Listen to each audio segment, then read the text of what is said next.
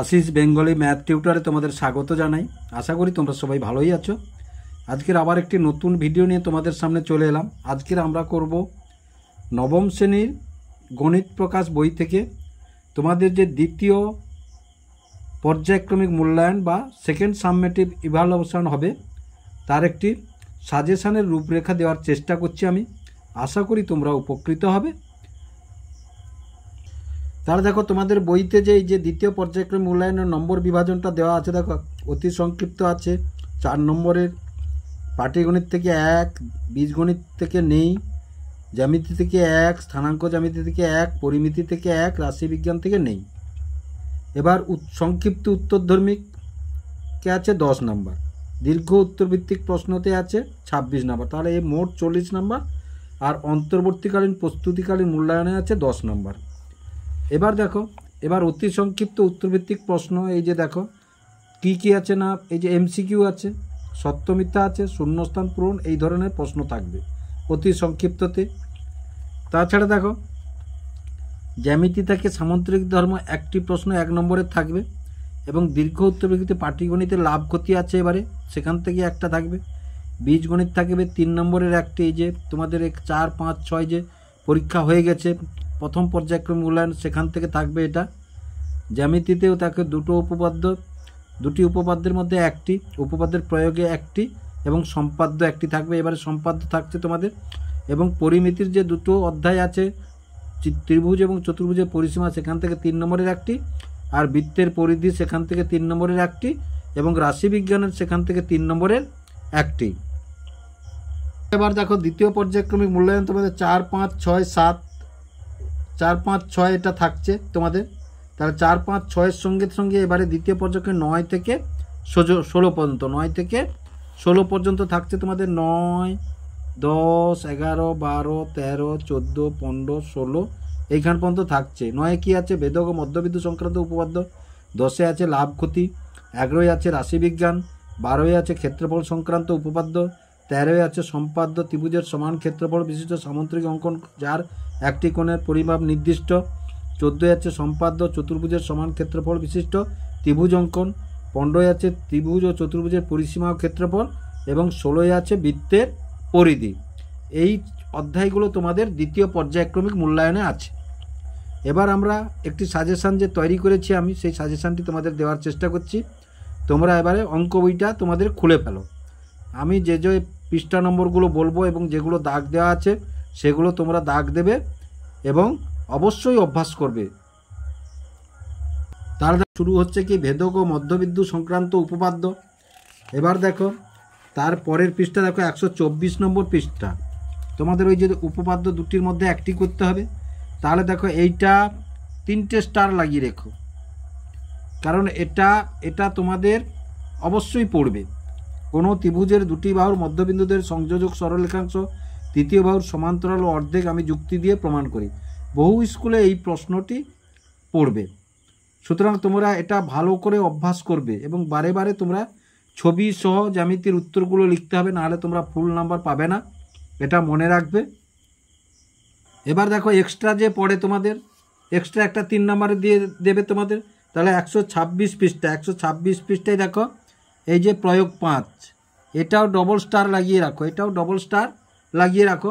126 পৃষ্ঠায় প্রয়োগ 5। তারপরে দেখো যুক্তি দিয়ে প্রমাণ করি 21, এটা। এবার দেখো 128 পৃষ্ঠা, 128 পৃষ্ঠায় প্রয়োগ 8, এটা অবশ্যই করবে। এবার দেখো 132 পৃষ্ঠা, 132 পৃষ্ঠায় এমসিকিউ, এই যে বহু করবে, এখানে শর্ট অঙ্ক পড়বে। 2-এরটা করবে, 3-এরটা করবে এবং 5-এরটা করবে। আর 16 দাগের সংক্ষিপ্ত, এটা 2 নম্বরের, ওগুলো 1 নম্বরের, 2 নম্বরের এই 2, 3 এবং 4 এগুলো করবে। এই যে দেখো 133 পৃষ্ঠায় এগুলো শর্ট অঙ্কের, এই ড্যাশ পূরণে দিতে পারে, এগুলো ড্যাশ পূরণে দিতে পারে, এগুলো দেখে রাখবে। এবার দেখো 138 পৃষ্ঠাতে এই 7 দাগের এই শ্রাবণী একটি শাড়ি বিক্রি করলো, দেখলো ক্রয়মূল্য বিক্রমের অনুপাত 25:24 হয়েছে, তার শতকরা লাভ বা ক্ষতির সমানুপাত তৈরি করে হিসাব করি। তারপরে দেখো 139 পাতায় 9-এর দাগেরটা রফিকুল চাচা 178 টাকা একটি ছাতা বিক্রি করে 11% ক্ষতি হলো। ছাতাটি কত টাকায় বিক্রি করলে রফিকুল চাচার 11% লাভ হতো তা সমানুপাত তৈরি করে হিসাব করে লিখি। এবার দেখো 141 পৃষ্ঠায়, এটা খুবই গুরুত্বপূর্ণ একটি অঙ্ক। জয়ন্তবাবু একটি টেলিভিশন 10% লাভে বিক্রি করেন। যদি ক্রয় মূল্য 10% কম এবং বিক্রয় মূল্য 180 টাকা কম হতো তাহলে জয়ন্তবাবুর 20% লাভ হতো। টেলিভিশনটির ক্রয় মূল্য কত তা হিসাব করি। এবার দেখো 145 পৃষ্ঠায়, যে সায়ন্তন একটি হারমোনিয়াম বিক্রি করবে যার ধার্য মূল্য 4000 টাকা। যদি সে ধার্য মূল্যের উপর পরপর যথা 20%, 10% এবং 10% ছাড় দেয় তবে হারমোনিয়ামের বিক্রয় মূল্য কত হবে হিসাব করে লিখি এবং সেক্ষেত্রে সমতুল্য ছাড় হিসাব করি। তাহলে দেখো এই যে এটা দেখবে, এটা 145 পৃষ্ঠা, 145 পৃষ্ঠা এটা আছে। তারপরে আমরা এবার দেখব কোষে দেখি 10.1, কোষে দেখি 10.1 146 পৃষ্ঠা, 146 পৃষ্ঠা 6, 8, 9, 12, 15 এবং 16 যেগুলো ডবল স্টার সেগুলো খুব মার্ক করে রাখবে। তারপরে দেখো এধারে 147 পাতা 20 দাগ, এটা ওই যে ডবল স্টার দেওয়া আছে, এগুলো খুব ভালো করে দেখবে।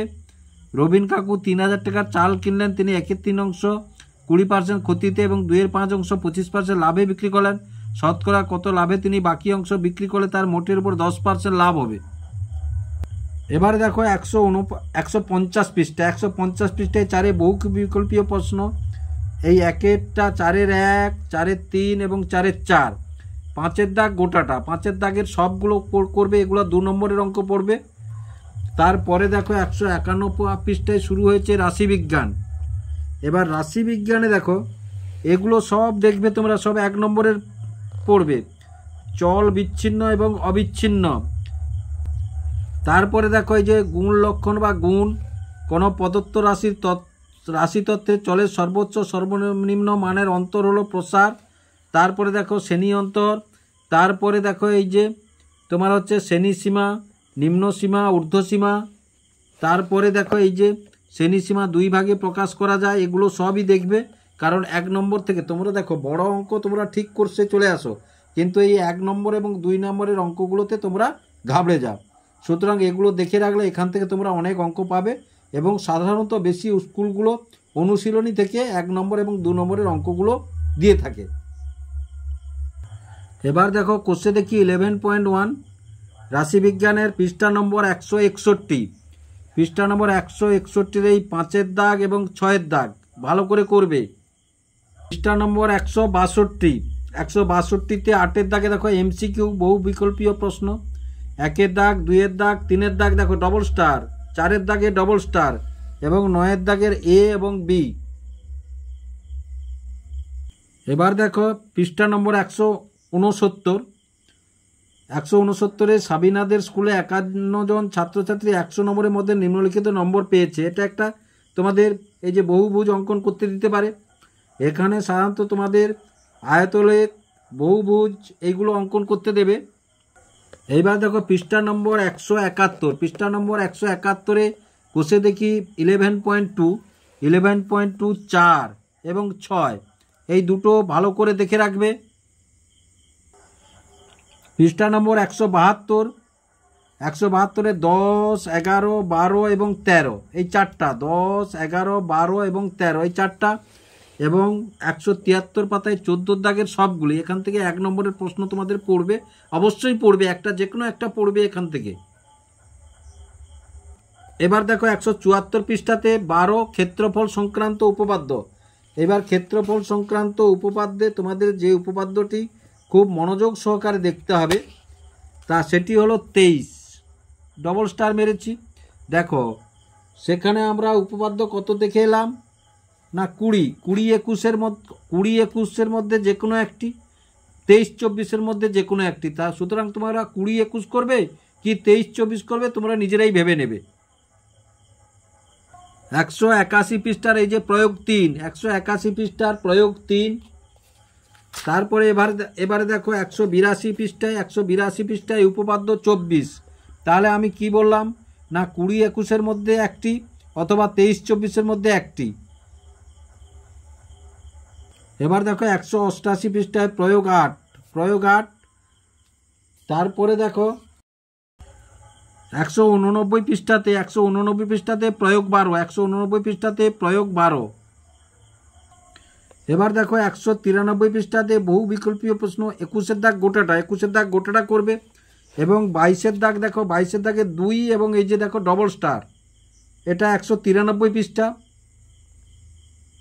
এবারে দেখো 194 পৃষ্ঠায়, 194 পৃষ্ঠায় 13 সম্পাদ্য ত্রিভুজের সমান ক্ষেত্রফল বিশিষ্ট সামান্তরিক অঙ্কন যার একটি কোণের পরিমাপ নির্দিষ্ট। শুধু এঁকে দিলেই নম্বরটা তোমরা পেয়ে যাবে এবং পয়েন্টিংগুলো করে দিতে হবে তোমাদেরকে, সেখান থেকে তোমরা নম্বরগুলো পেয়ে যাবে। এবার দেখো কোষে দেখি 13 197 পৃষ্ঠা, কোষে দেখি 113 97 পৃষ্ঠায় 2-এর দাগ 4-এর দাগ এবং 5-এর দাগ, এই তিনটে ভালো করে দেখে রাখবে। অধ্যায় 14 198 পৃষ্ঠা, 198 পৃষ্ঠায় কোনটা কোনটা কোষে দেখি 14তে কোনটা কোনটা করবে দেখো। কোষে দেখি 14 201 পৃষ্ঠা, 201 পৃষ্ঠায় 2-এরটা 3-এরটা 5-এরটা মোস্ট ইম্পর্টেন্ট, এর জন্য ডবল স্টার দেওয়া আছে। এইবার দেখো অধ্যায় 15 তো ত্রিভুজ ও চতুর্ভুজের পরিসীমা ও ক্ষেত্রফল 211 পৃষ্ঠায় যে 22-এর উদাহরণ বা প্রয়োগ, এই অঙ্কটি দেখে রাখবে তোমরা। তারপরে দেখো এবার চলে যাও 220 পৃষ্ঠা, তাহলে 220 পৃষ্ঠাতে 220 পৃষ্ঠা কোষে দেখি 15.1, 220 পৃষ্ঠায় 5, এই 5-এর দাগটাই করবে। এবারে এসো 221 পৃষ্ঠায়, 221 পৃষ্ঠায় 12 13 16 এবং 18টা ডবল স্টার, তাহলে কি বললাম না 12 13 16 এবং 18 ডবল স্টার। তারপরে দেখো এবারে 19-এ বহু বিকল্পীয় প্রশ্ন এমসিকিউ, তাহলে এমসিকিউ দেখো, তাহলে এই যে 3-এরটা ডবল স্টার 4-এরটাও ডবল স্টার, এ দুটো অবশ্যই দেখে রাখবে ভালো করে। তারপরে দেখো 222 পৃষ্ঠা, 222 পৃষ্ঠায় 20 দাগের একেরটা এবং 222 পৃষ্ঠায় দেখো কোষে দেখি 15.2, কোষে দেখি 15.2 এর এই যে 6-এর দাগটা ডবল স্টার। তারপরে এধারে চলে এসো 223 পৃষ্ঠা, 223 পৃষ্ঠায় 12 14 ডবল স্টার এবং 16, তাহলে 12 14 ডবল স্টার এবং 16 223 পৃষ্ঠা। এবার দেখো 224 পৃষ্ঠা, 224 পৃষ্ঠায় 21-এর বহু বিকল্পীয় প্রশ্ন বা এমসিকিউ, 3-এর দাগটা দেখো ডবল স্টার মেরেছি এবং 22-এর দাগের 5-এরটা ডবল স্টার মেরেছি। তারপরে দেখো কোষে দেখি 15.3 225 পৃষ্ঠা, 225 পৃষ্ঠায় 7-এরটাও ডবল স্টার 9-এরটাও ডবল স্টার। তারপরে দেখো ওই কোষে দেখি ওইটাই, আর তারপরের পৃষ্ঠাতে চলে এসো 226 পৃষ্ঠা, 226 পৃষ্ঠায় দেখো 17 দাগে আছে এমসিকিউ 2-এরটা ডবল স্টার 4-এরটা ডবল স্টার এবং 18 হচ্ছে 18 2-এরটা হচ্ছে ডবল স্টার 226 পৃষ্ঠা এটা। এবার চলে এসো তাহলে পরের পৃষ্ঠায় 227 পৃষ্ঠা 16 অধ্যায় বৃত্তের পরিধি। এবার দেখো 231 পৃষ্ঠা, 231 পৃষ্ঠায় কোষে দেখি 16তে দেখো 6 7 এবং 9-এরটা ডবল স্টার, 6 7 এবং 9-এরটা ডবল স্টার এবং তার পরের পৃষ্ঠাতে চলে এসো। তার পরের পৃষ্ঠাতে দেখো কত পৃষ্ঠা এটা না 232 পৃষ্ঠা, তাহলে 232 পৃষ্ঠায় 14টা 15টায় ডবল স্টার এবং 19-এর দাগ গোটাটা, 19-এর দাগ এমসিকিউ গোটাটা এবং 20-র দাগও গোটাটা করবে। এই অঙ্কগুলি যদি তোমরা ভালোভাবে অভ্যাস করো, তাছাড়া আরও কিছু কিছু অঙ্ক নিয়ম সবগুলোই অভ্যাস করা ভালো, তাতে তোমাদের প্র্যাকটিস হবে এবং তোমরা অঙ্কগুলি শিখতে পারবে। আমি যে অঙ্কগুলো দাগালাম এই অঙ্কগুলো সবগুলো যদি ঠিকভাবে অভ্যাস করে যাও, আশা করি তোমরা 50-এর 50 পাবে অবশ্যই, এবং এখান থেকে 1 নম্বর 2 নম্বর এবং বাকি যে 3 নম্বর 4 নম্বরের অঙ্কগুলো অবশ্যই পাবে। এবার ভিডিওটি দেখে যদি উপকৃত হও তাহলে ভিডিওটিকে লাইক এবং শেয়ার করবে ও চ্যানেলটিকে অবশ্যই সাবস্ক্রাইব করবে নতুন নতুন ভিডিও পাওয়ার জন্য।